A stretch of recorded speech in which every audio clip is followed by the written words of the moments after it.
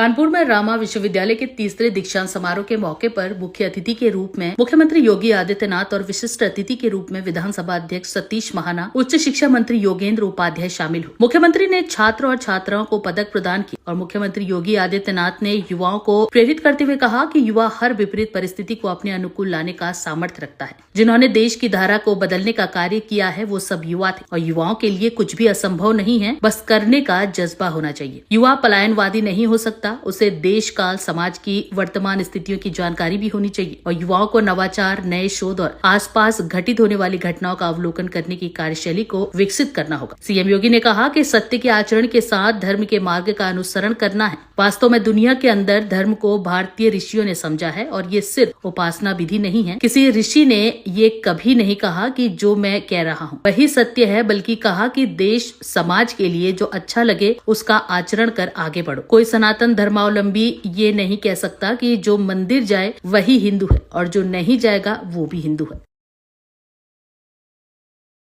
वास्तव में दुनिया के अंदर धर्म को किसी ने समझा है तो भारतीय ऋषि ने समझा है। उसने उसको उपासना विधि तक सीमित नहीं रखा है।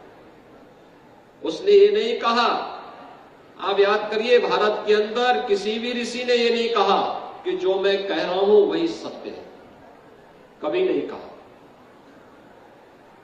हम कभी इस बात के आग्रही नहीं है कि जो मैं कह रहा हूं वही सत्य है। आपकी मर्जी, आपको अच्छा लगता है मेरी बात को मानो, नहीं अच्छा लगता मत मानो। जो अच्छा लगता है देश के लिए, समाज के लिए जो अच्छा हो उसका आचरण करके आगे बढ़ो। ये जरूरी नहीं है। कोई भी भारत का सनातन धर्मावलंबी ये नहीं कह सकता है कि वह तभी हिंदू है जब वो मंदिर जाएगा। जो जाएगा वह भी है, जो नहीं जाएगा वह भी है। कोई बाध्यता नहीं उसके लिए। यह आवश्यक नहीं कि मैं वेदों को मानूं न मानूं, मैं शास्त्रों में विश्वास करूं न करूं, तब भी मेरा हिंदुइज्म कहीं बाहर नहीं जाने वाला मुझसे। वह मुझे तब भी जोड़ करके लेके चलता है। इतनी विराटता, इतनी विशालता, क्योंकि हमने धर्म को क्या कहा? धर्म क्या है? धर्म को हमने उपासना विधि तक सीमित नहीं किया, किसी एक इष्ट तक और किसी एक ग्रंथ तक सीमित नहीं किया। वेद तो दुनिया के सबसे प्राचीन ग्रंथ है।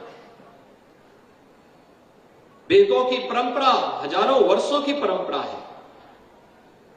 सृष्टि के उद्भव के समय की परंपरा है। एक ऋषि ने नहीं रचा,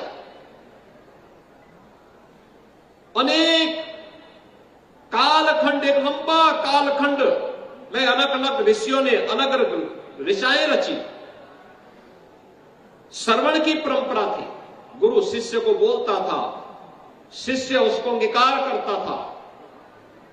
एक लंबे समय तक ये चलता रहा और 5000 वर्ष पहले महर्षि वेदव्यास के नेतृत्व में ऋषियों की एक बड़ी मंडली ने उसको संहिताबद्ध करते हुए लिपिबद्ध करने का काम किया।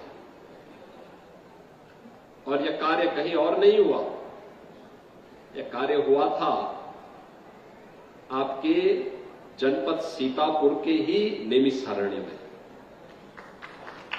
भारत के वैदिक ज्ञान की पूरी परंपरा है, जिसको आज जिस रूप में आप देख रहे हैं। याद रखना, हमारा व्यक्तिगत स्वार्थ कोई मायने नहीं रखता। हम सबके सामने एक लक्ष्य होना चाहिए, वह है राष्ट्र धर्म का।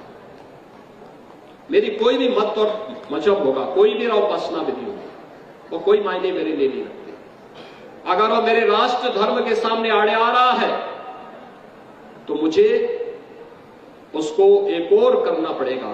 अपने राष्ट्र धर्म को सर्वोपरि मानना पड़ेगा और राष्ट्र धर्म को सर्वोपरि मान करके अगर हम कार्य करेंगे तो भारत को दुनिया में आगे बढ़ने से कोई ताकत रोक नहीं पाएगी।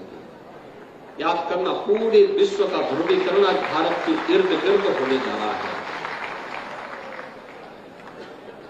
अगले 10 वर्ष की यात्रा को अगर आप देखेंगे तो यात्रा शानदार तरीके से आगे बढ़ रही है और उस शानदार यात्रा के लिए आपको अपने आप को तैयार करना होगा। मैं यहां पे विश्वविद्यालय से 2-3 मुद्दों पे जरूर बात करूंगा। एक, ट्रेडिशनल मेडिसिन, यहां पे आयुर्वेद का भी है, एलोपैथ का भी है, ट्रेडिशनल मेडिसिन और मॉडर्न मेडिसिन को जोड़ करके कैसे आप एक अच्छा कार्य आगे बढ़ा सकते हैं, इस पर व्यापक रूप से आगे बढ़ने की आवश्यकता है। टेक्नोलॉजी का उपयोग करते हुए कैसे हम दूर दराज के गांवों में टेली कंसल्टेशन, टेली मेडिसिन की सुविधा उन लोगों को दे करके और यहीं पे बैठ करके, आपका कोई टेक्नीशियन होगा, वही टेक्नीशियन वहां गांव में जाकर के लोगों को उसके साथ जोड़ करके सामान्य मरीजों को वहां रखिए, जो गंभीर मरीज है उनके लिए हॉस्पिटल की सुविधा हो, अनावश्यक भीड़ भी दूर होगी, लोगों को गांव में ही सुविधा प्राप्त हो सकती है। बहुत आसान है, बहुत अच्छा हो सकता है, या टूल का इस्तेमाल इसमें कर सकते हैं।